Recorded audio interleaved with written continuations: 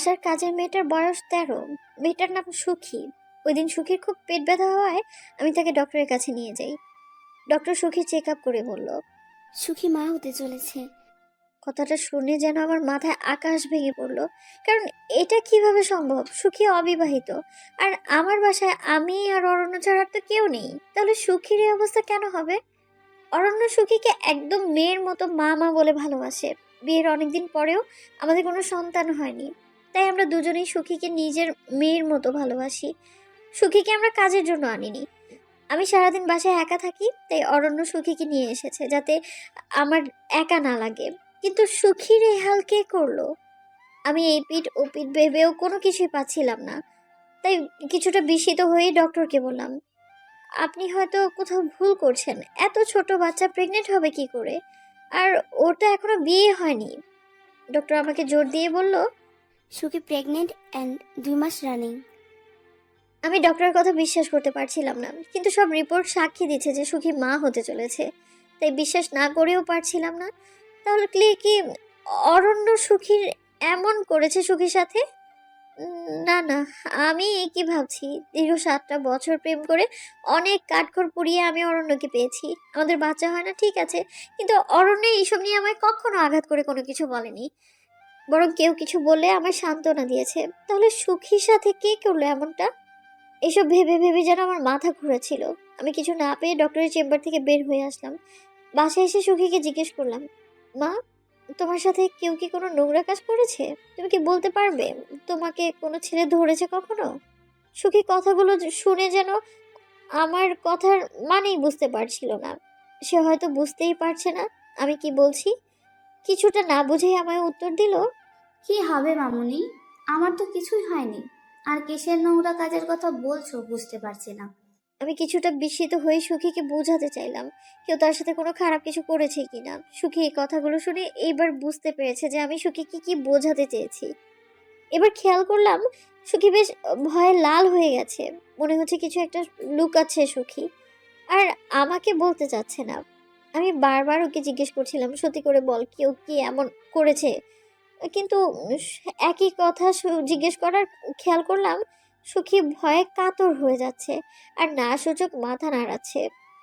আমার বুঝতে বাকি রইল না সুখী আমার কাছে কিছু একটা লুকাচ্ছে, কিন্তু কি সেটা? তাহলে কি অরণ্য সুখীর এই হাল করেছে? না না, আমি এসব কি ভাবছি? আমার অন্য এমনটা কখনো করতে পারে না। ও সুখীকে নিজের মেয়ের মতো ভালোবাসে। এসব কি ভাবছি আমি? তাহলে সুখীর এই অবস্থা কে করলো? কথাগুলো যতই ভাবছি ততই যেন মাথা ঝিম ধরে যাচ্ছে আমার। সারাদিন আমার এভাবেই কাটলো, কোনো কাজ করতে মন চাইলো না আর। শুধু অরণ্যে এসে খেয়াল করলাম আমি বিমর্ষ অবস্থায় বসে আছি। অরণ্য আমাকে এভাবে বসে থাকতে দেখে জিজ্ঞেস করলো, কি ব্যাপার? তোমার কি কিছু হয়েছে? এভাবে যে বসে আছো মনমরা হয়ে? আমি নিজেকে একটু সামলে ভাবতে লাগলাম অরণ্যকে কি ঘটনাটা বলবো নাকি বলবো না। মনে মনে ভাবলাম এখনই বলবো না। অরণ্য জড়িত থাকলে তাহলে তাকে হাতে নাতে ধরতে পারবো না আর। তাই অরণ্যকে উত্তর দিলাম, না, এমনি বসে আছি, ওটা ভালো লাগছে না। সুখীর পেট ব্যথা ছিল, তাই ওকে ডক্টরের কাছে নিয়ে গিয়েছিলাম। সুখীর পেট ব্যথার কথা শুনে অরণ্য বেশ অস্থির হয়ে পড়লো। অস্থির হয়ে বলতে লাগলো, কি বললো ডাক্তার? সুখী এখন কোথায় আছে? অরণ্যের এই অস্থিরতাটা দেখে আমার কেমন যেন মনে হতে লাগলো। আমি কিছুটা চমকালাম ওর এই অস্থিরতা দেখে।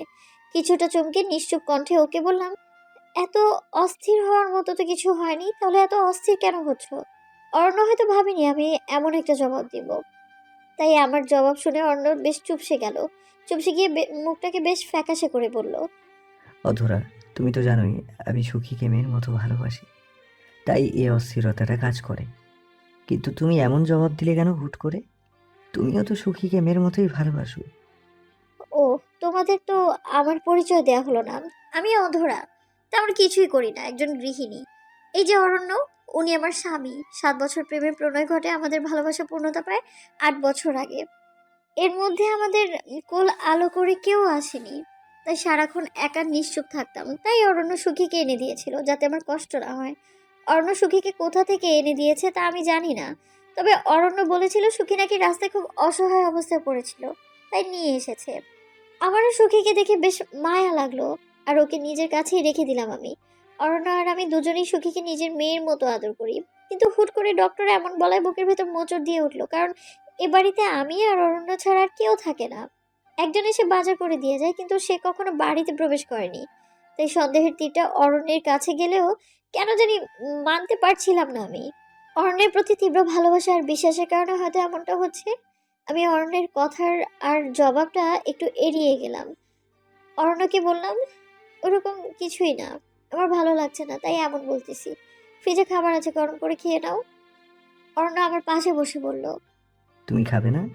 আমি জবাব দিলাম, আমার মন চাচ্ছে না। অরণ্য এবার জবাব দিল।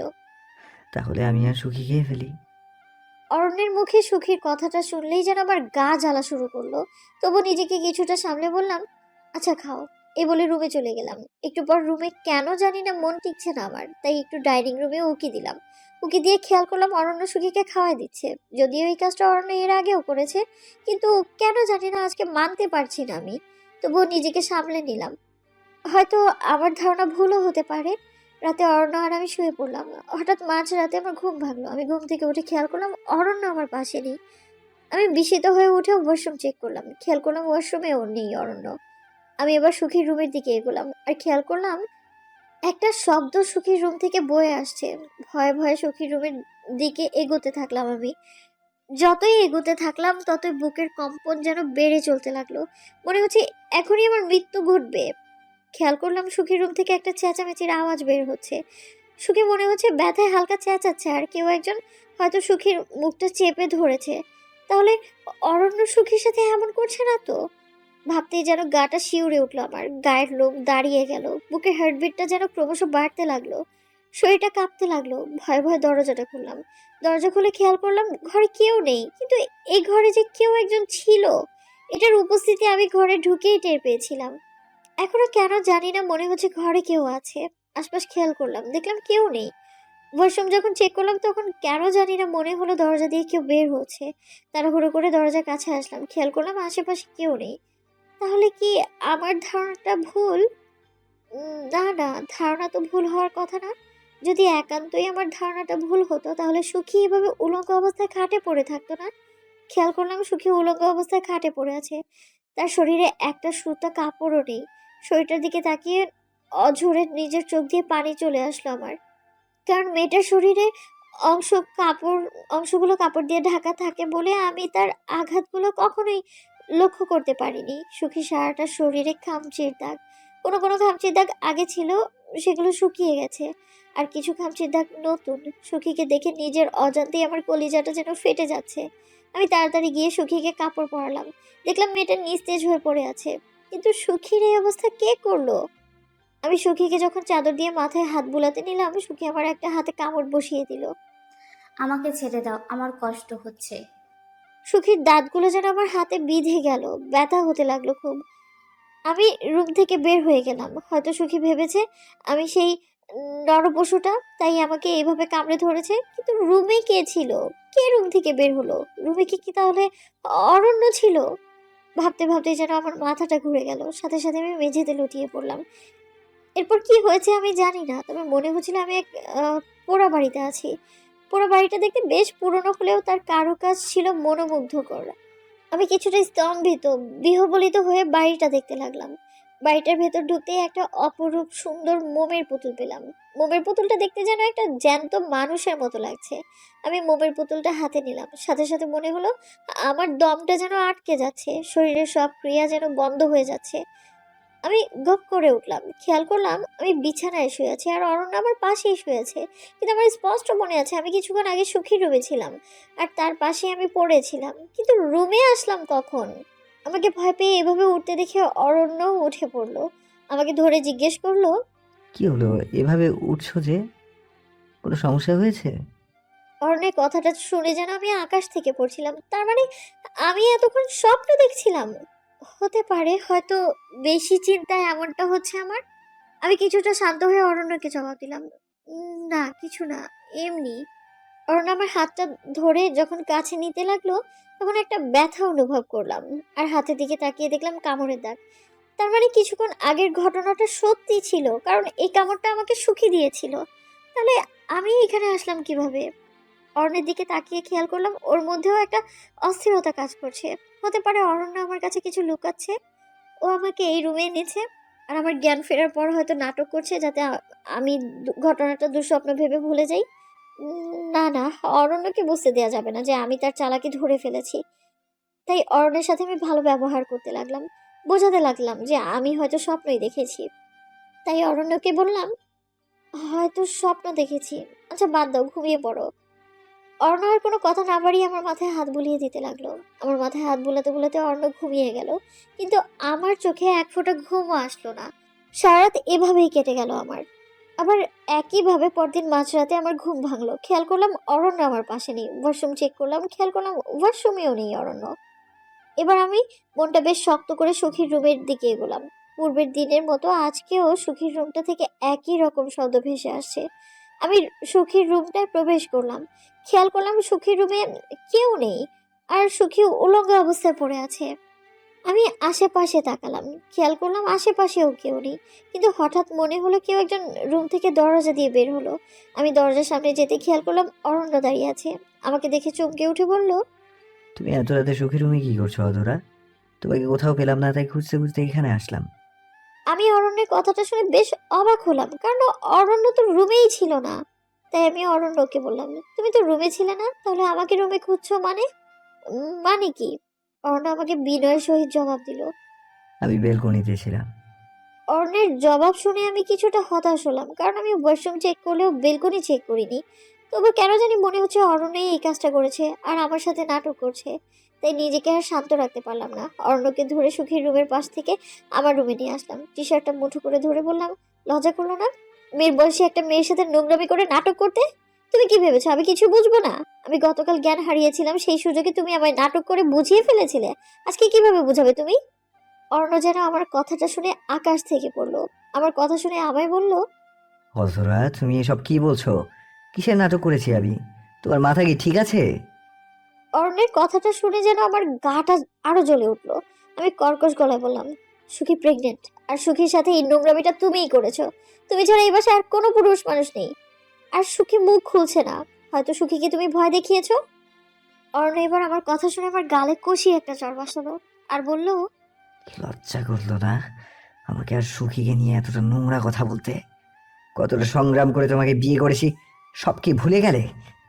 বিয়ের এত বছর পরও যখন বাচ্চা হয়নি, আমি তোমাকে কখনো এটা নিয়ে আঘাত করে কথা বলিনি। তুমি নিজেই আমাকে বলেছো আরেকটা বিয়ে করতে, করিনি, কারণ আমি তোমাকে ভালোবাসি। আর সুখীকে এনেছিলাম তোমার কষ্টটা দূর করতে। আর ওকে আমি মেয়ের মতো ভালোবাসি।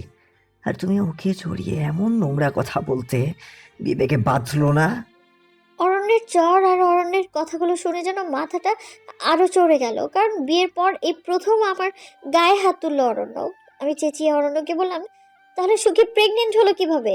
আমি ওই রুম থেকে কাউকে বের হতে দেখেছি, আর আমি যখন সুখীর রুমের দরজার সামনে আসি তখন আমি তোমাকে দেখি। তার মানে তুমিই ছিলে ওই রুমে, আর সুখী ওই রুমে উলঙ্গ অবস্থায় ছিল। অরণ্য আমার কথা শুনে বিস্মিত হয়ে বলল, আমি ওই রুমে গিয়েছিলাম তোমাকে রুমে না পেয়ে, কারণ আমি বেলকনিতে এসে দেখি তুমি রুমে নেই, তাই খুঁজতে গিয়েছিলাম। আর সুখী কি করে প্রেগনেন্ট সেটা আমারও অজানা, কিন্তু তুমি যে সুখীকে নিয়ে এত নোংরা মন্তব্য করবে আমি বুঝতে পারিনি। অরণ্যের কথাগুলো শুনে কেন জানি বিশ্বাস করতে মন চাইলেও বিশ্বাস করতে পারছিলাম না। অরণ্যের সাথে এইভাবে মন কষাকষি করে সারা রাত পার হলো আমার। সকালে উঠেই অরণ্য আমার সাথে তেমন কথা না বলে অফিসে চলে গেল, আর আমি এদিকে সিদ্ধান্ত নিলাম সুখীকে আজকে সত্যিটা যেভাবেই হোক বলাবো। তাই আমি সুখীর রুমে গেলাম, খেয়াল করলাম সুখী বসে আছে। আমি সুখীর কাছে গিয়ে সুখীকে বললাম, মা তুই ভয় পাস না, আমাকে সবটা বল তুই। রাতে তোর কাছে কে আসে? তোর শরীরটা কে এভাবে ক্ষতবিক্ষত করে বল আমায় মা। সুখী আমার কথাগুলো শুনে ঢোক গিলল, মনে হচ্ছে খুব ভয় পেয়ে আছে। আমি সুখীকে অভয় দিয়ে বললাম, আমাকে সবটা বল মা, তোর সাথে কে এমন করে? সুখী এবার আমায় জড়িয়ে ধরে কাঁদতে লাগলো, আর কাঁদতে কাঁদতে যা বললো আমার মাথায় যেন আকাশ ভেঙে পড়লো। কারণ এই কি শুনলাম আমি? অরণ্য তাহলে অরণ্য দোষী ছিল না? আমি শুধু শুধু অরণ্যকে এতগুলো কথা শুনিয়ে আঘাত করলাম। সুখীর কথাগুলো শুনে বুকের ভেতরে একটা চাপা কষ্ট হতে লাগলো। মনে হতে লাগলো, আমি কি করলাম? আমার অরণ্যকে আমি এত ভুল কি করে বুঝলাম? কিন্তু সুখীর রুমে কে আসে প্রতিদিন? কারণ সুখী বলেছে, মামুনি, আমার রুমে কে আসে জানি না, প্রতিদিন রাতে আমার রুমে এসে আমাকে খুব কষ্ট দেয়। আমার সব জামা কাপড় খুলে ফেলে, আমার শরীরে অনেক আঁচড় কাটে, শরীর খুব ব্যথা হয় আমার। মামুনি চেঁচাতে চাইলেও চেঁচাতে দেয় না, আমার শরীরটাকে অনেক কষ্ট দেয়। আমি তাকে দেখতে পারি না মামুনি, তবে স্পর্শ করতে পারি শুধু। মনে হয় একটা লোম জাতীয় কোনো প্রাণী তাকে আঘাত করছে। আমাকে প্রতিদিন বলে, নিষেধ করে এগুলো যেন কাউকে না বলতে পারি। আমাকে মেরে ফেলার হুমকি দেয়। মামুনি, আমার অনেক কষ্ট হয়। সুখী কথাগুলো বলে জোরে জোরে ফোপাতে ফোপাতে কাঁদতে লাগলো। সুখীর কান্না দেখে যেন আমার বুকটা আরো ফেটে গেল। আর মনে মনে ভাবতে লাগলাম, কে এমন করে সুখীর সাথে? নাকি কোনো মানুষ, নাকি অন্য কিছু? এসব ভাবনা যেন মনকে আচ্ছন্ন করে ফেলেছে। তবুও নিজেকে বেশ সামলে সুখীকে বললাম, মামুনি তুমি চিন্তা করো না, আজকে থেকে আমি তোমার সাথে থাকবো, তোমাকে আর কষ্ট পেতে দিব না। তুমি এখন খাবার খাও মা, আর কোনো কষ্ট হলে আমাকে বলবা, ঠিক আছে? কোনো সমস্যা হলেই মামুনির কাছে দৌড়ে চলে আসবা। আসো মা, নাস্তাটা খাও আগে। সুখী আমার কথাটা শুনে মনে হলো একটু স্বস্তি পেয়েছে। আমাকে জড়িয়ে ধরে থাকলো আরো কতক্ষণ। হুট করেই সুখী গড়গড় করে বমি করতে লাগলো। খেয়াল করলাম সুখীর অবস্থা ক্রমান্বয়ে খারাপ হতে লাগলো। বমির উপর বমি করতে করতে সুখী নিস্তেজ হয়ে পড়েছে। সুখীকে একা একা সামলাতে খুব কষ্ট হচ্ছে। কি করব আমি বুঝতেই পারছিলাম না। অরণ্যকে ফোন দিব কিনা সেটাও বুঝতে পারছি না। এখন অরণ্যকে ফোন দিলে হয়তো হিতে বিপরীত হতে পারে। তাই ৭-৫ ভেবে কোনো উপায় না পেয়ে সুখীকে নিয়ে ডক্টর সাইমার কাছে গেলাম। সুখীকে ডক্টর সাইমা চেক আপ করে যা বলল, আমি পুরোপুরি হতাশ হয়ে গেলাম। কেন এমন হচ্ছে কোনো উত্তর যেন আমি পাচ্ছিলাম না। কারণ ডক্টর সাইমা বলল, আমি সুখীর একটা আলট্রা করেছি, আর আলট্রাতে যা দেখলাম সেটা আমি আমার ডাক্তারি জীবনে কখনো পাইনি। সুখীর পেটের বাচ্চা 2 মাসের। আর আশ্চর্যজনক হলেও এটাই সত্যি যে সুখীর পেটের বাচ্চার এখনই চুল, নাক, মুখ সব হয়ে গিয়েছে। আমি আমার মেডিকেল জীবনে 20টা বছর এমন কোনো ঘটনা পাইনি। আমি জানি না এটা রহস্য কি। ডাক্তার হলেও এটা বলতে হচ্ছে। আমার কেন জানি না মনে হচ্ছে এটার সাথে অলৌকিক কোনো কিছু যুক্ত আছে। ডক্টর সাইমার কথাগুলো আমি যত শুনছিলাম তত বিস্মিত হচ্ছিলাম। কারণ যে জায়গায় একটা 2 মাসের বাচ্চার শুধু হার্টবিট থাকার কথা, সে জায়গায় সুখীর বাচ্চার হাত পা সব হয়ে গিয়েছে। কথাটা বিশ্বাস করতে পারছিলাম না। তাই ডক্টর সাইমাকে আবারও জিজ্ঞেস করলাম, আপনার কি কোথাও ভুল হচ্ছে না তো? হয়তো অন্য কারো রিপোর্টের সাথে বদলে গিয়েছে। উনি আমাকে জোর দিয়ে বললেন, আলট্রা আমি নিজে করেছি। এরকম দেখার পর বারবার করেছি, প্রতিবারই রেজাল্ট একই রকম আসছে। আমি বুঝতে পারছি না এমন কেন হচ্ছে। আমি আমার সিনিয়র কয়েকজন ডাক্তারের সাথে কথা বলেছি, সবাই বিষয়টা নিয়ে হতাশ। কেউই জানে না এটার মানে কি। অনেক বিষয় নিয়ে গণমাধ্যমকে জানাতে চেয়েছিল, কিন্তু সুখী যেহেতু অবিবাহিত, তাই আমি সুখীর ব্যাপারটা নিয়ে বাড়াবাড়ি করার অনুমতি দেইনি। আমি ডক্টর সাইমার কথাগুলো শুনে আরো হতাশ হতে লাগলাম। ওনাকে বললাম, এখন আমার কি করা উচিত? আমি তো বুঝতে পারছি না। আপনার কোনো পথ জানা থাকলে বলুন না। উনিও বেশ চিন্তা করে আমায় উত্তর দিলেন, আমার পরিচিত একজন প্রফেসর আছে, যিনি দীর্ঘ বছর ধরে এসব অলৌকিক বিষয় নিয়ে গবেষণা করছেন। আপনি দয়া করে একটু ওনার সাথে কথা বলুন। উনি হয়তো কোনো পথ দেখাতে পারবেন। আর আমি তো আছি। ডক্টর সাইমার কথাগুলো শুনে মনে একটু ভরসা পেলাম। ওনার কাছ থেকে ঠিকানাটা নিয়ে বাসায় চলে আসলাম। বাসায় আসতে আসতে সন্ধ্যা হয়ে গেল। বাসায় এসে সুখীকে কিছু খেতে দিলাম আমি। সুখী খেয়ে ঘুমিয়ে পড়লো। কিছুক্ষণ পরেই অরণ্য আসলো। অরণ্যকে কি বলে সরি বলবো বুঝতে পারছিলাম না। অরণ্য আমার সাথে কোনোরূপ কোনো কথা না বলে রুমে চলে গেল। যেতে নিলেই ঠিক ওই সময় অরণ্যের হাতটা ধরে অরণ্যকে বেশ জড়িয়ে ধরে কাঁদতে লাগলাম আমি। অরণ্য আমাকে এভাবে কাঁদতে দেখে বলল, কাঁদছো কেন এভাবে? কি হয়েছে তোমার? আমি কাঁদতে কাঁদতে অর্ণকে সবটা ঘটনা খুলে বললাম। অর্ণ আমাকে আরো শক্ত করে জড়িয়ে ধরে বলল, তোমার ভুলটা যে ভেঙেছে এতেই আমি অনেক খুশি। আর এত হতাশ হওয়ার কিছু হয়নি। অথরা, সব কিছুরই সৃষ্টি থাকে, ধ্বংস থাকে, আর উপায়ও থাকে। অরণ্যের কথাটা শুনে আমি বেশ স্বস্তি পেলাম। মনটা বেশ উৎফুল্ল হলো। আমি খাওয়া দাওয়ার পর্ব শেষ করে সুখীর রুমে গেলাম ঘুমোতে। সুখীকে জড়িয়ে ধরে ঘুমোতে গেলাম আমি। হঠাৎ করে একটা আওয়াজ পেলাম কানে। আর আমার ঘুমটা ভেঙে গেল। বুঝতে পারলাম কেউ একজন রুমে প্রবেশ করেছে, কিন্তু তার উপস্থিতি টের পেলেও চোখে দেখতে পারছিলাম না। সুখী শরীরের উপর লোমের মতো কিছু একটা স্পর্শ অনুভব করতে লাগলাম আমি। সুখীর সাথে সাথে ছটফট করতে লাগলো। আমি সুখীকে সাহস করে আরো জোরে জড়িয়ে ধরলাম। এবার মনে হলো ওই লোম জাতীয় কিছু একটা আমার উপস্থিতি টের পেয়ে রুম থেকে প্রস্থান নিল। সুখীকে জোরে জাপটে ধরেই সারা রাত পার করলাম। পরদিন সকালে ডক্টর সাইমার দেওয়া ঠিকানায় প্রফেসর বিশ্বাসের বাড়িতে গেলাম সুখীকে নিয়ে। বাড়িতে ঢুকতে খেয়াল করলাম মধ্যবয়স্ক কালো রোগা পাতলা একজন লোক চেয়ারে বসে সিগারেট টানছে। আমাকে দেখে বলল, আমি যদি ভুল না করি তাহলে আপনি মিসেস অধরার পাশের মেয়েটি সুখী। ওনার কথাটা শুনে বেশ অবাক হলাম, কারণ ওনার সাথে আমার পরিচয় ছিল না কখনো। তাই হ্যাঁ বোধক মাথা নেড়ে বললাম ওনার কথাগুলো সঠিক। এবার উনি জবাব দিয়ে বলল, ডাক্তার সাইমা আমাকে আপনার কথাগুলো বলেছে। এখানে একটু বসুন, আমি আসছি। আমি সুখীকে নিয়ে বসলাম, আর উনি কোথাও যেন গেল। কিছুক্ষণ পর আবারও আসলো। এবার আমাকে বলল, আমি আপনাকে ব্যাপারটা নিয়ে আরো 1 মাস পর কথা বলবো। 1 মাস পরে ঘটনাটা পাল্টে যাবে। আপনি ঠিক আমার সাথে 1 মাস পর দেখা করবেন। আমি ওনার কথায় বেশ বিরক্ত হলাম, মনে মনে রাগও হলো, কারণ উনি কিছু না শুনে আমাকে 1 মাস পর আসতে বলল।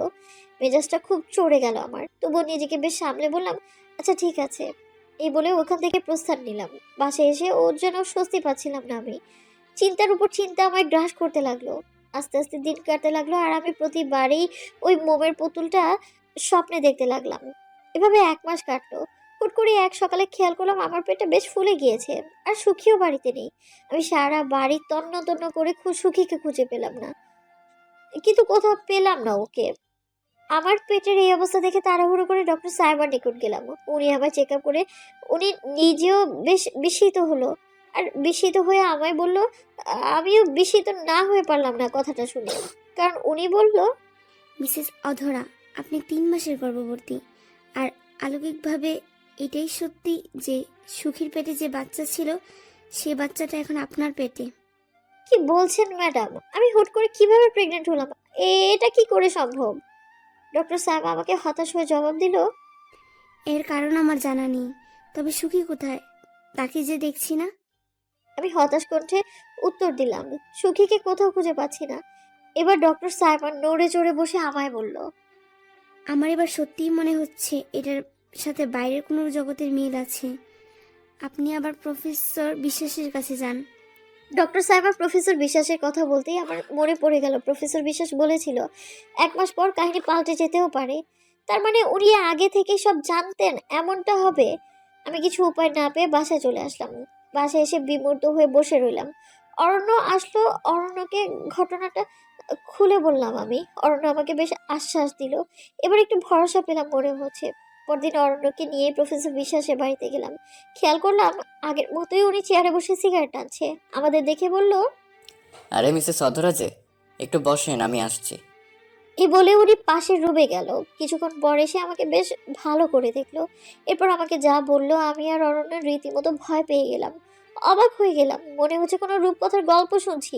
কারণ প্রফেসর বিশ্বাস বলল, মিসেস অধরা, আপনার পেটটা খেয়াল করলাম অনেক ফুলে গিয়েছে। তা গ্যাসের প্রবলেম হয়েছে নাকি? ওনার এরকম গা ভাসানো কথা শুনে আমার বেশ রাগ উঠলো, কারণ উনি সবটা জেনেও এরকম মজা করছেন। আর এদিক দিয়ে আমার অস্থিরতার মাত্রা বাড়তে থাকলো। বেশ রাগান্বিত হয়ে ওনাকে জবাব দিলাম, আপনি মাঝে মাঝে খুব হেয়ালি করেই কথা বলেন।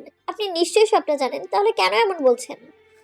আমাদের এরকম অবস্থায় এমন মজা করা আপনার কি উচিত হচ্ছে? উনি একটু কাশি দিয়ে আমাকে বলল, আপনি একটু বেশি অস্থির হচ্ছেন।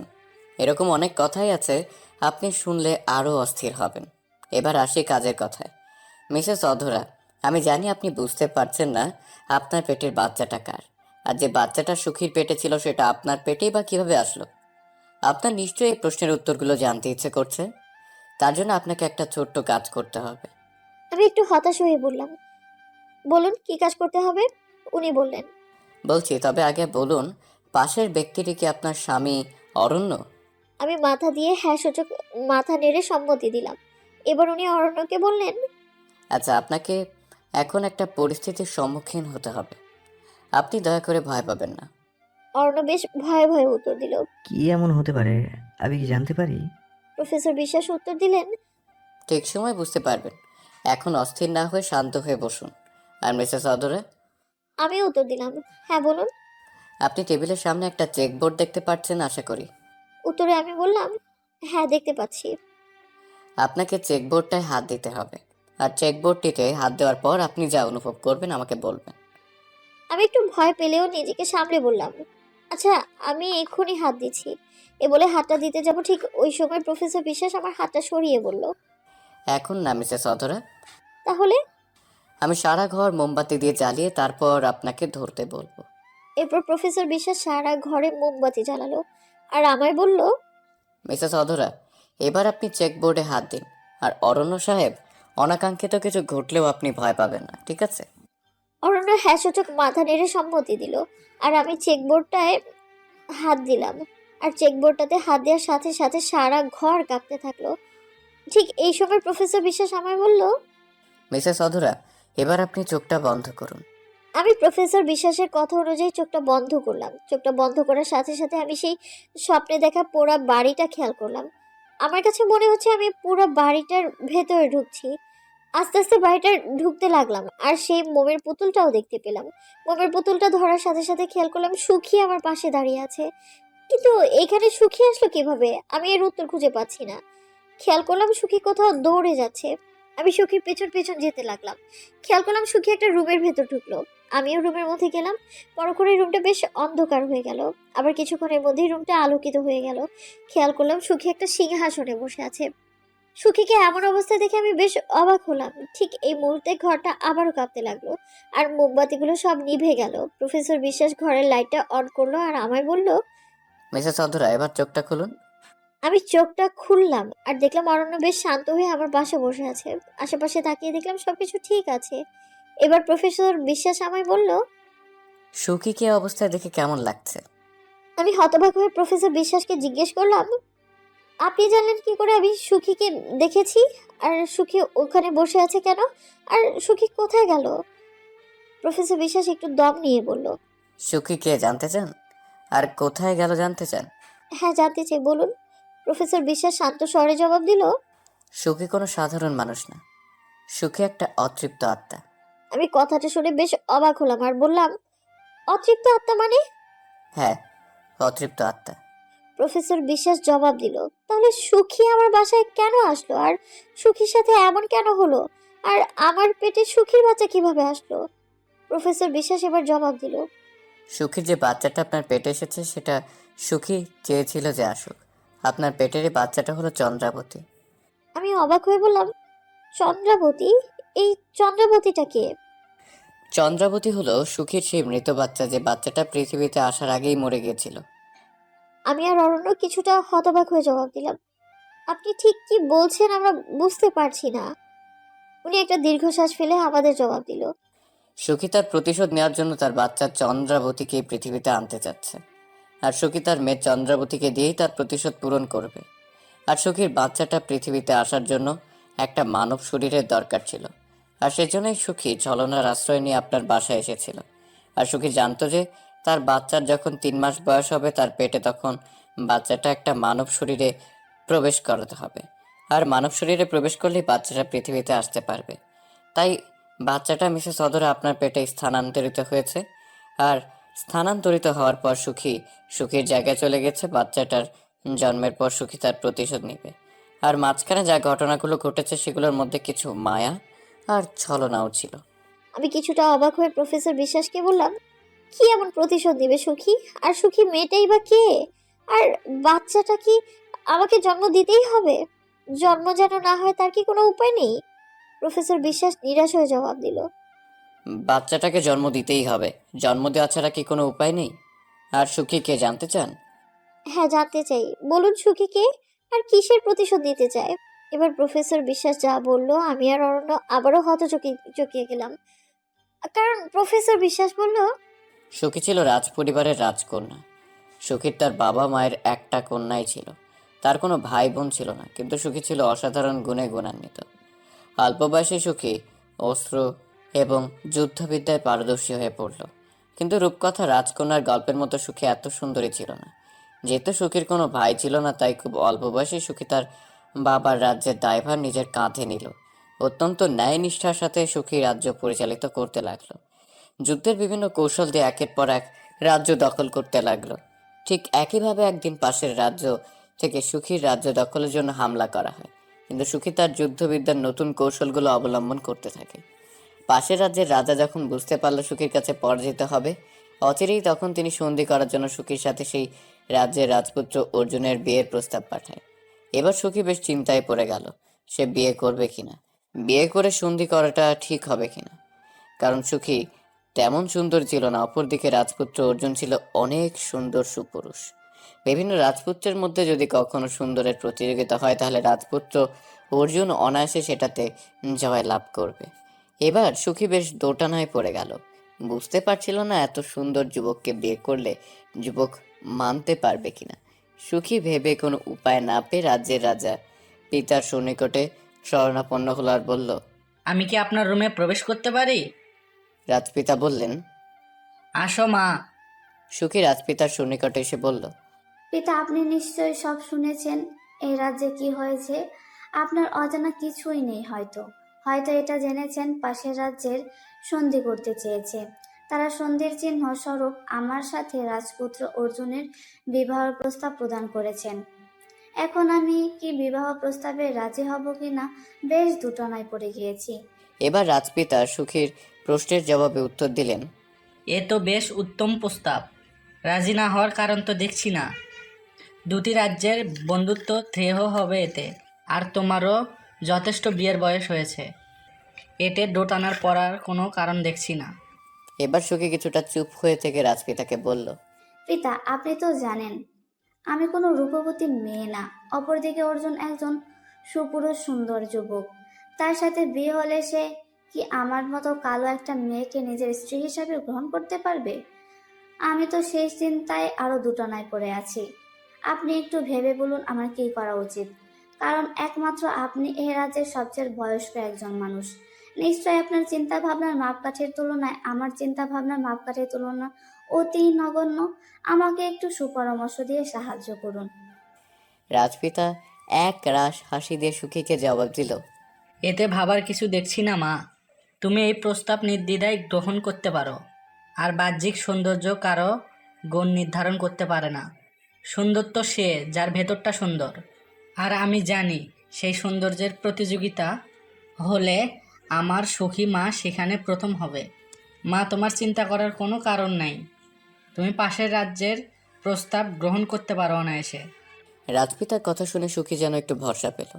রাজপিতার সাথে কথা শেষ করে সুখী রাজপিতার রুম থেকে প্রস্থান নিল। নিজের রুমে গিয়ে সুখী আরও কিছুক্ষণ ভাবল। তারপর পাশের রাজ্যে বার্তা পাঠালো যে সুখী তাদের প্রস্তাবে সম্মতি দিয়েছে। এ বার্তা পাঠানোর কিছুদিনের মধ্যে রাজপুত্র অর্জুনের সাথে সুখীর বিবাহ সম্পন্ন হয়। বিবাহের প্রথম দিকে সুখী আর অর্জুনের সম্পর্ক ভালোই কাটতে লাগলো। বিয়ের কিছুদিনের মধ্যে সুখী জানতে পারলো যে সে মা হতে চলেছে। এই সংবাদটা পেয়ে সুখী বেশ খুশি হলো, কারণ একটা মেয়ের কাছে মাতৃত্বের চেয়ে বড় সুখ আর কিছু হতে পারে না। সুখীর দৃঢ় বিশ্বাস ছিল তার একটা মেয়ে সন্তান হবে, তাই সে স্থির করলো যে সে তার মেয়ের নাম রাখবে চন্দ্রাবতী। কিন্তু এই মুহূর্তে সুখীর রাজ্যের দায়িত্ব পালন করাটা বেশ মুশকিল হয়ে পড়ছিল। তাই সুখী চিন্তা করলো সমস্ত রাজ্যের দায়িত্ব সে অর্জুনের হাতে দেবে। যা ভাবলো সেই কাজ করলো সুখী। তার রাজ্যের সমস্ত দায়িত্ব তার স্বামী অর্জুনকে প্রদান করলো। আর সুখী ঠিক এই জায়গাটায় বেশ বড় একটা ভুল করে বসলো অর্জুনকে সমস্ত দায়িত্ব দিয়ে। কারণ অর্জুনকে দায়িত্ব প্রদান করার পর অর্জুনের মধ্যে বেশ পরিবর্তন লক্ষ্য করলো সুখী। খেয়াল করলো অর্জুন আগের মতো সুখীকে এত গুরুত্ব দিচ্ছে না, রাজ্যের দায়িত্ব ঠিকমতো পালন করছে না। সুখীর প্রতি অর্জুনের এই উদাসীনতা দেখে সুখী বেশ অবাক হলো। বুঝতে পারলো না সে কি করবে, তার কি করা উচিত, কি করলে সে অর্জুনের মনের কথা বুঝতে পারবে। সুখী বারবার চিন্তা করে যে অর্জুনকে সে সবটা জিজ্ঞেস করবে কেন অর্জুন তাকে অবহেলা করছে, কিন্তু অর্জুন কি ভাববে এটা চিন্তা করে আর কিছু বলতে পারছে না সুখী। কিন্তু একদিন সাহস করে সুখী অর্জুনকে বলল, অর্জুন, আমি জানতে চাই তুমি আমার সাথে হুট করে এমন ব্যবহার কেন করছো? কেন আমার প্রতি তুমি এত উদাসীন? তুমি তো জানো আমাদের কিছুদিনের মধ্যে একটা বাচ্চা আসবে। এখন তো তোমার আমার প্রতি বেশি খেয়াল নেওয়া দরকার। তাহলে কেন তুমি আমাকে এত কষ্ট দিচ্ছ? আমি কি এর কারণ জানতে পারি? অর্জুন এবার একটা বিদঘুটে হাসি দিয়ে বলল, সুখী, তুমি তো খুব বুদ্ধিমতী মেয়ে। তোমার তো এতদিনে সবকিছু বুঝে যাওয়ার কথা। তোমার মতো বুদ্ধিমতী মেয়ের এমন বোকার মতো প্রশ্ন করাটা বেশ অদ্ভুত লাগছে, হাস্যকরও লাগছে বটে। সুখী অর্জুনের কথা শুনে বেশ অবাক হলো আর বলল, মানে কি বলতে চাচ্ছ তুমি?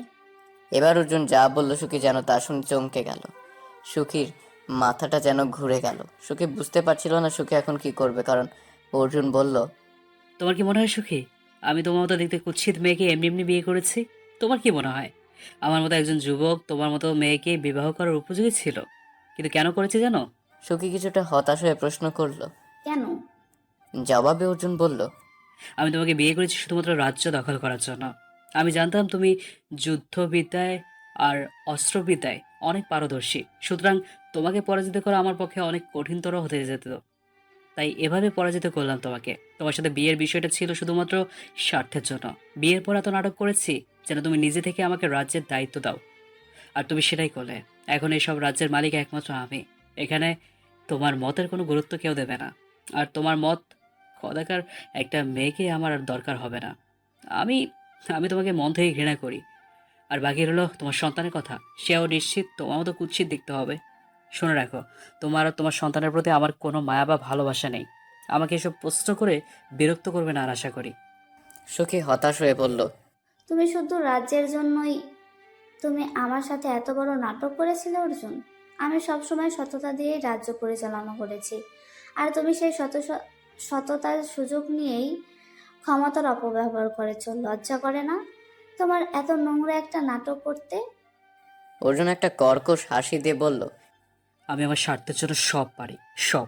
এ বলে অর্জুন চলে গেল, আর সুখী নিজেকে এই অবস্থায় বেশ অসহায় মনে হতে লাগলো। ভিতরে ভিতরে সুখী ভেঙে পড়ল। কি করবে সুখী বুঝতে পারছিল না।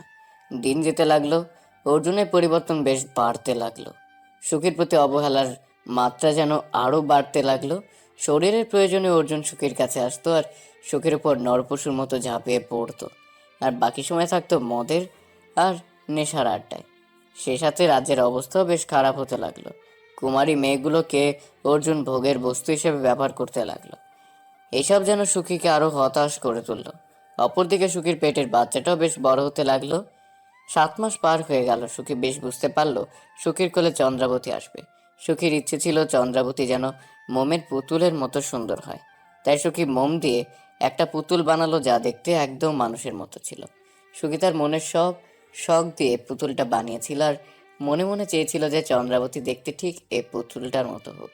সুখী ভাবলো চন্দ্রাবতী জন্ম নিলে হয়তো সুখীর জীবনের গল্পটা পাল্টাবে। কিন্তু চন্দ্রাবতী জন্মানোর আগেই সেই স্বপ্নটা সুখীর নিঃশেষ হয়ে গেল, কারণ অর্জুন একদিন মদের নেশে আসক্ত হয়ে সুখীর উপর ঝাঁপিয়ে পড়লো। সারা শরীরটা নরপশুর মতো খুবলে খুবলে খেতে লাগলো আর আঘাত করতে লাগলো। সুখী চেঁচাতে চাইলেও চেঁচাতে পারছিল না, কারণ অর্জুন তার মুখটা আটকে দিয়েছিল হাত দিয়ে। অমানবিক যন্ত্রণায় আস্তে আস্তে সুখী নিস্তেজ হয়ে গেল, আর সুখের মৃত্যু ঘটল। সে সাথে সুখীর 7 মাসের চন্দ্রাবতীরও মৃত্যু ঘটল। সেই থেকে সুখীর আত্মাটা সে প্রসাদে আটকে গেল, আর প্রতিশোধের জন্য ছটফট করতে লাগলো। কাহিনীটা বলে প্রফেসর বিশ্বাস এক গ্লাস পানি খেলো। আমি আর অরণ্য গল্পটা শোনার পর কেন জানি না চোখের কোণে জল জমে গেল দুজনের। আমি প্রফেসর বিশ্বাসকে বললাম, আপনি তো জানেন অর্জুন মারা গিয়েছে, আর এটা অনেক বছর আগের কাহিনী। তাহলে সুখী কাকে মেরে প্রতিশোধ দিবে? জবাবে প্রফেসর বিশ্বাস বললেন, সুখী এখনো ওই সময় আটকে গেছে। সুখী জানে না অর্জুন মারা গিয়েছে, আর আপাতত চন্দ্রাবতী জন্ম নেওয়ার আগে কোনো উপায় বের করা সম্ভব না। কি হবে তাও জানা সম্ভব না। চন্দ্রাবতী জন্ম নেওয়া পর্যন্ত আমাদের অপেক্ষা করতে হবে। আর এখন আপনারা যান। ঠিক 4 মাস পর যখন চন্দ্রাবতীর 7 মাস হবে, তখন সে এই দুনিয়ায় ভূমিষ্ঠ হবে। আমি তখন আপনাদের সাথে দেখা করে নিব। এর মধ্যে অনেক অনাকাঙ্ক্ষিত বিষয় ঘটলেও কেউ ভয় পাবেন না। প্রফেসর বিশ্বাসের কথা শুনে আমরা বাসায় চলে আসলাম। আমি বাসায় যাওয়ার পর হঠাৎ খেয়াল করলাম আমার পেট থেকে একটা আওয়াজ আসছে। আমি স্পষ্ট শুনতে পারছিলাম আমাকে কেউ বলছে, মা সাবধানে। ঠিক এই মুহূর্তে আমি খেয়াল করলাম সামনে পানি পড়ে আছে, আর আমার পিছলে যাওয়ার সম্ভাবনা ছিল। আমি বেশ অবাক হলাম এটা ভেবে যে তার মানে আমার পেটের বাচ্চাটা সব জানে কি হচ্ছে না হচ্ছে। একের পর একদিন কাটতে লাগলো। চন্দ্রবতীকে এবার কেন জানি না নিজের মেয়ের মতো মনে হতে লাগলো মাতৃত্বের সুখটা পেয়েছি। এই মাতৃত্বের সুখের জন্য কত কাল অপেক্ষা করেছি আমি। সৃষ্টিকর্তা যেন আজকে আমার সব ইচ্ছা পূরণ করেছে। চন্দ্রবতীর সাথে মাঝে মাঝে একা একা কথা বলতাম। মনে হতো সে আমার কথা সব বুঝছে, আমার কথার জবাব দিচ্ছে। মাঝে মাঝে বিভিন্ন অনাকাঙ্ক্ষিত ঘটনা ঘটলেও আমি আর অরণ্য সেটা ঠিক করে নিতাম। চন্দ্রবতীকে এখন আমার নিজের মেয়েই মনে হয়। মনে হয় চন্দ্রাবতী কোনো অসাধারণ মেয়ে না, চন্দ্রাবতী আমার মেয়ে। দিনের পর দিন কাটতে লাগলো আর চন্দ্রাবতীর প্রতি মায়া বাড়তে লাগলো। দেখতে দেখতে 7টা মাস কেটে গেল।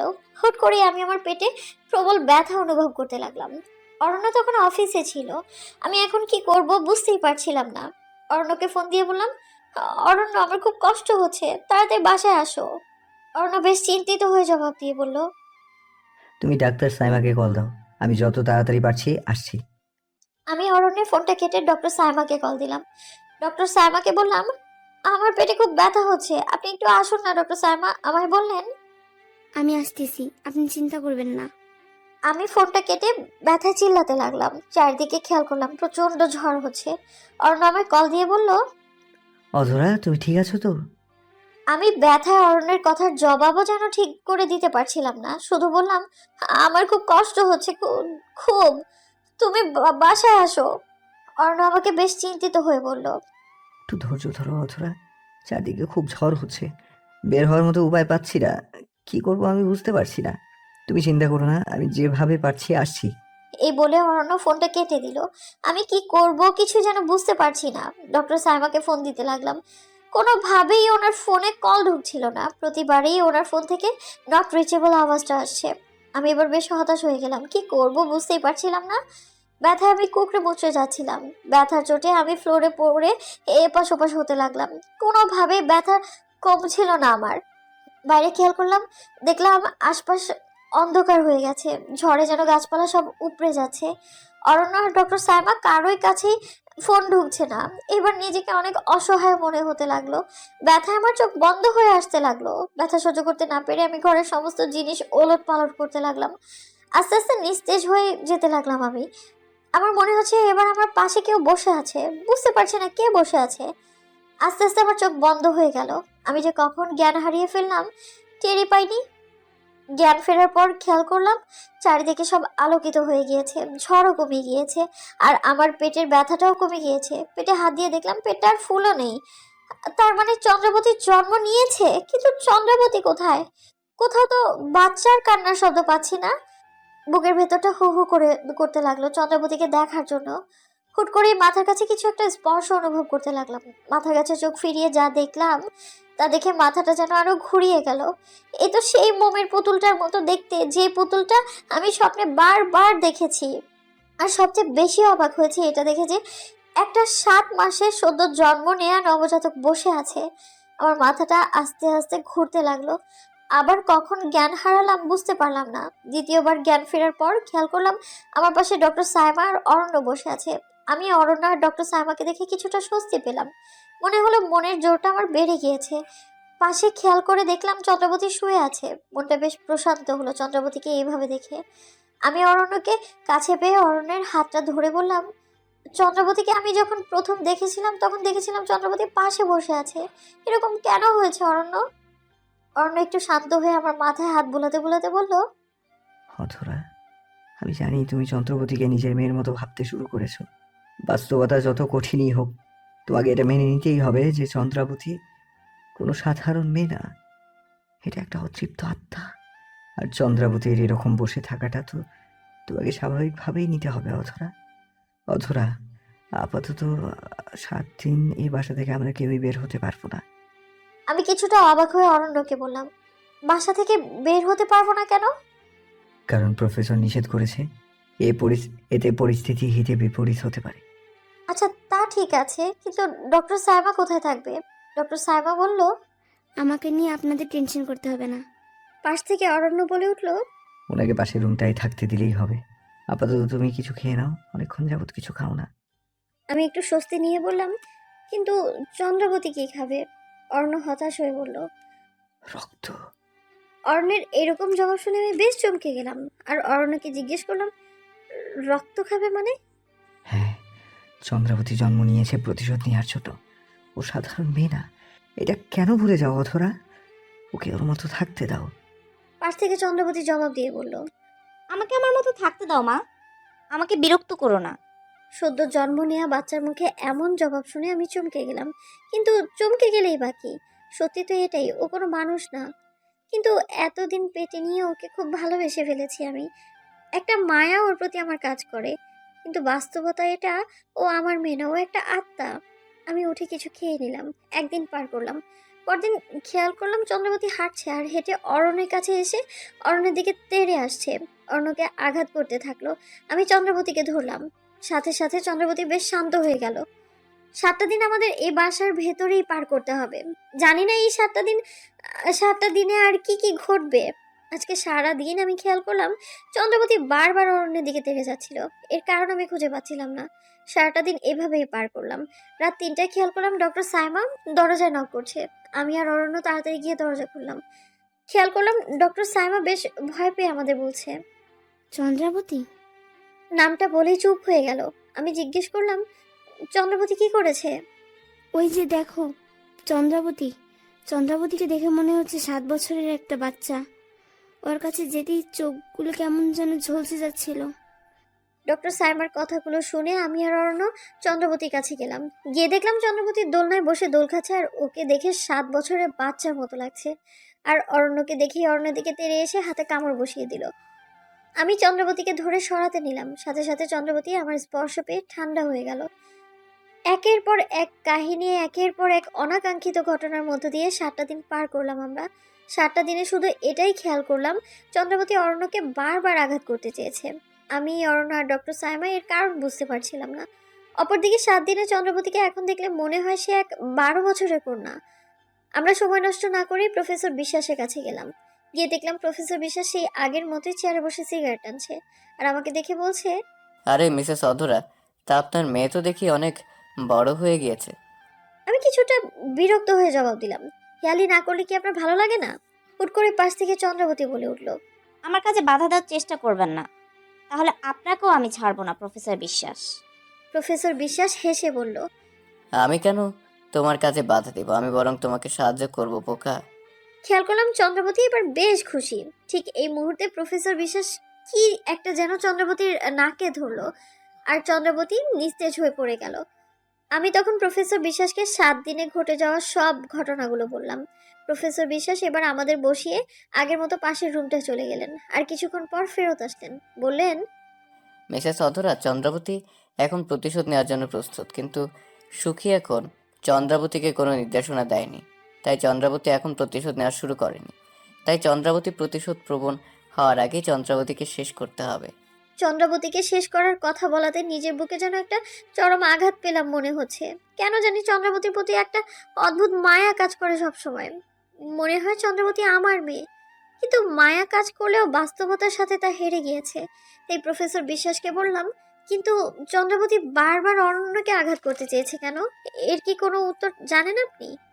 প্রফেসর বিশ্বাস জবাব দিলেন, চন্দ্রাবতী এখনও আপনাকে মা মনে করছে, ভাবছে আপনি সুখী, আর অরণ্যকে সে তার পিতা ভাবছে, তাই সে বারবার অরণ্যকে আঘাত করছে। আর এজন্য আপনি স্পর্শ করায় চন্দ্রাবতী শান্ত হয়ে যাচ্ছে, কারণ সে আপনাকে মা ভাবছে। আমাদের যা করতে হবে চন্দ্রাবতীর জ্ঞান ফেরার আগে, আর আমরা যদি চন্দ্রাবতীর জ্ঞান ফেরার আগে কিছু করতে না পারি তাহলে হয়তো চন্দ্রাবতীর হাতে অরণ্যের মৃত্যু ঘটবে। তাই যা করার চন্দ্রাবতীর জ্ঞান ফেরার আগে করতে হবে। আজকের দিনের প্রথম প্রহর কেটে গেলে শেষ প্রহরে চন্দ্রাবতী অনেক শক্তিশালী হয়ে যাবে। আমি ভয় পেয়ে প্রফেসর বিশ্বাসকে বললাম, এটা থেকে রক্ষা পাওয়ার উপায় তো বলেন একটা, কি করতে হবে বলেন? আমি অরণ্যকে হারাতে চাই না। প্রফেসর বিশ্বাস একটু নিশ্চুপ হয়ে বললেন, এর জন্য আমাদের সবাইকে একটা কাজ করতে হবে, কিন্তু কাজটা একটু রিস্কি হয়ে যায়। আমরা সবাই একতা হয়ে জবাব দিলাম, আপনি বলুন কি কাজ করতে হবে, আমরা সবাই করতে রাজি আছি। উনি উত্তর দিলেন, আমি এখন সারা ঘরটা পূর্বের ন্যায় মোমবাতি দিয়ে সাজাবো আর একটা চেকবোর্ড দিয়ে সুখীর আত্মাকে ডাকবো এবং সুখীর কাছে এর উপায় জানবো। আর কি হলে সুখী চিরদিনের মতো চলে যাবে সেটা জানবো। কিন্তু আমরা সবাই চেঁচিয়ে বললাম, কিন্তু কি প্রফেসর বিশ্বাস? কিন্তু চেকবোর্ডে যখন সুখীর আত্মাকে ডাকবো তখন কেউ যদি ভুলক্রমে চেকবোর্ড থেকে হাত সরিয়ে ফেলে তাহলে সুখীর আত্মা তার উপর ভর করবে। তখন পরিস্থিতি সামাল দিতে একটু মুশকিল হয়ে যাবে। এবার প্রফেসর বিশ্বাসের কথা শুনে বেশ ভয় পেয়ে গেলাম। তবুও নিজেদের মনে সাহস জুগিয়ে সবাই বললাম, আপনি সব রেডি করুন, আমরা প্রস্তুত। আমাদের কথা শুনে প্রফেসর বিশ্বাস সব কিছু রেডি করলো। সারা ঘর মোমবাতি দিয়ে আলোকিত করলো। একটা চেকবোর্ড নিল, আমাদের সবাইকে বলল, আপনারা সবাই চেকবোর্ডে হাত রাখুন আর চোখ বন্ধ করে রাখবেন। ভুলেও চেকবোর্ড থেকে কেউ হাত সরাবেন না। আমরা সবাই ভয়ে ভয়ে চেকবোর্ডে হাত দিলাম। 1 মিনিট পরেই সবাই অনুভব করলাম সারা ঘর কাঁপছে। এত বিকট আওয়াজ হচ্ছে যা আমরা কেউ এর আগে কখনো শুনিনি। সারা ঘরে অদ্ভুত অদ্ভুত আওয়াজ হচ্ছিল আর কাঁপছিল। বুঝতে পারছিলাম না কি করব। ভয়ে বুকের ভেতরটা বেশ কাঁপতে লাগলো। হঠাৎ করে খেয়াল করলাম ডক্টর সাইমা শূন্যে ভাসছে আর চিৎকার দিয়ে উঠেছে। আমি আর অরণ্য ডক্টর সাইমাকে শূন্যে ভাসতে দেখে বেশ ভয় পেয়ে গেলাম। প্রফেসর বিশ্বাস বললেন, মনে শক্তি রাখুন, পরিস্থিতি হাতের বাইরে চলে গিয়েছে। এখন সবাই মনোবল হারিয়ে ফেলে পরিস্থিতি সামাল দিতে পারবো না। আমি আর অরণ্য নিজেদের মনকে একটু শক্ত করে বললাম, কিন্তু ডক্টর সাইমা এভাবে শূন্যে ভাসছে কেন? ডক্টর সাইমা কি হলো?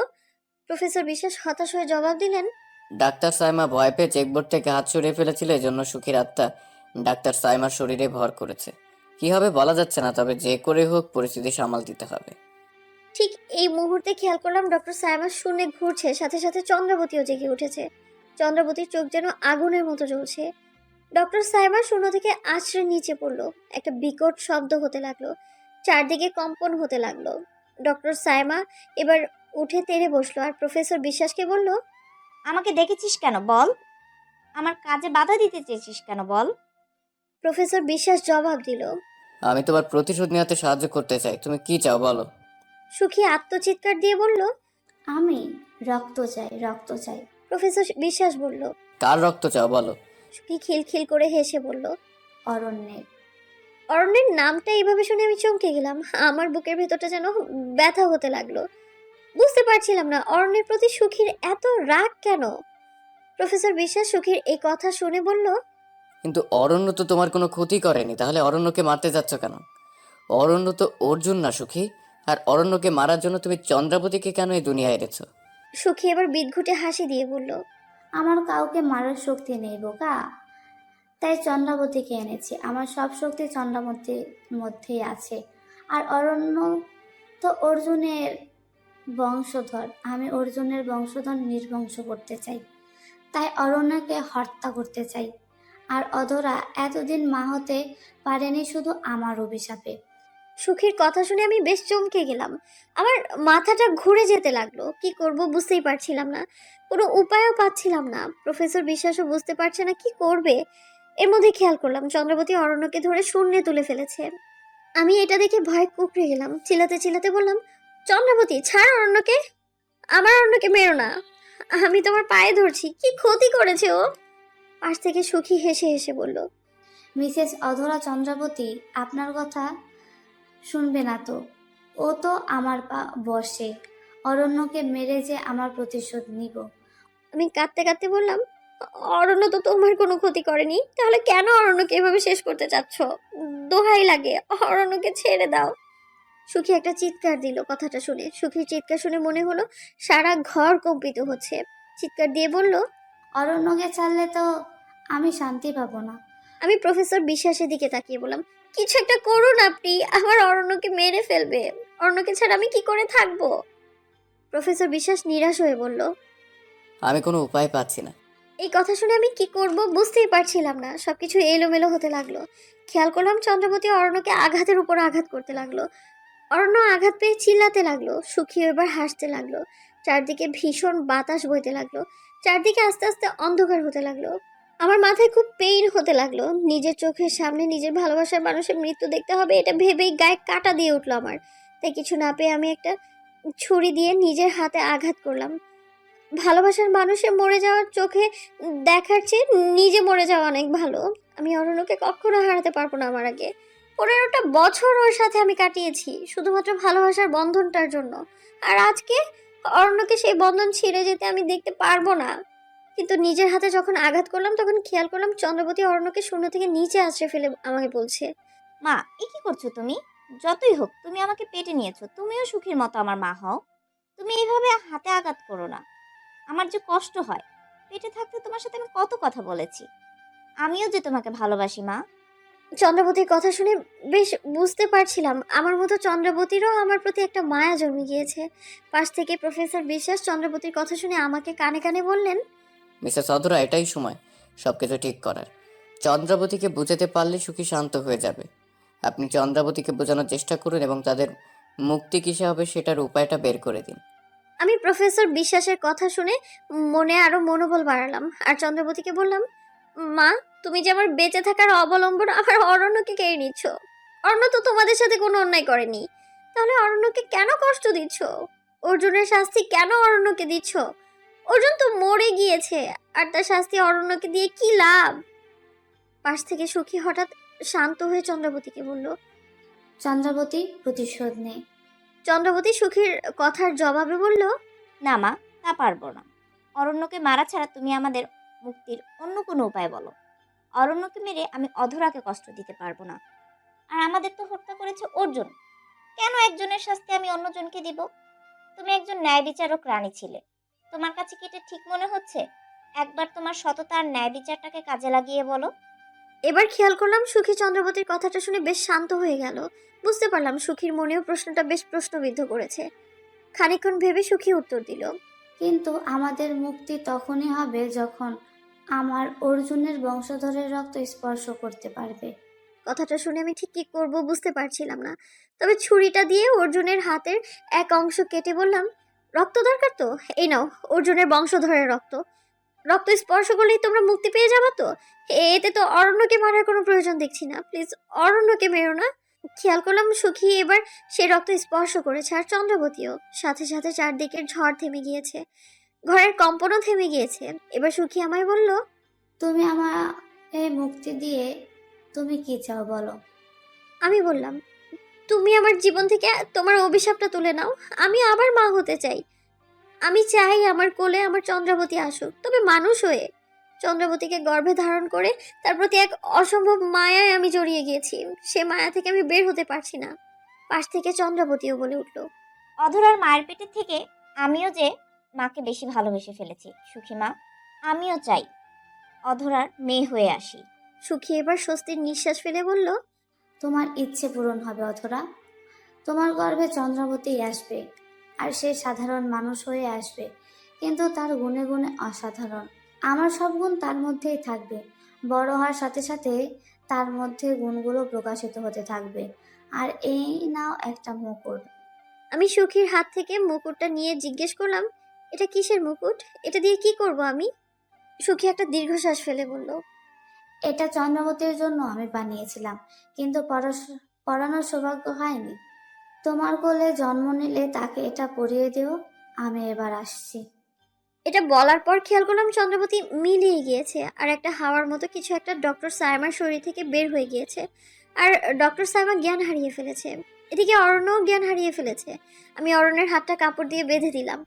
কিছুক্ষণ পর খেয়াল করলাম দুজনেরই জ্ঞান ফিরেছে। ডক্টর সাইমা উঠে প্রফেসর বিশ্বাসকে বলল, সুখী কি এসেছিল? এবার প্রফেসর বিশ্বাস মুচকি হেসে জবাব দিল, আসার আগেই চলে গেছে। মানে? মানে কিছু না, সব ঠিক আছে।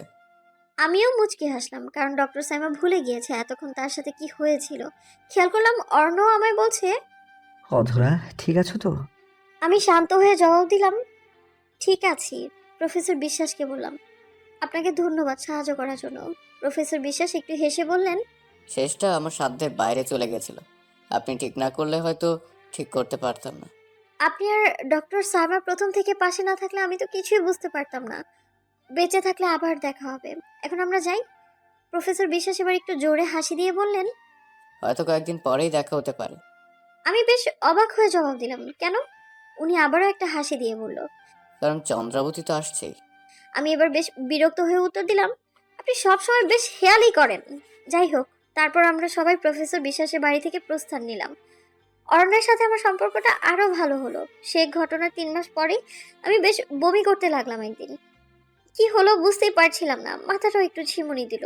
পরে কি হলো বুঝে ওঠার আগেই পড়ে গেলাম। জ্ঞান ফেরার পর খেয়াল করলাম ডক্টর সাইমা আর অরণ্য আমার পাশে। আমি অরণ্যকে জিজ্ঞেস করলাম, কি হয়েছে আমার? অরণ্য খুশির কারণে কথাই বলতে পারছিল না। কি বলবে হয়তো বুঝতেও পারছিল না। আমাকে জড়িয়ে ধরে ফেললো।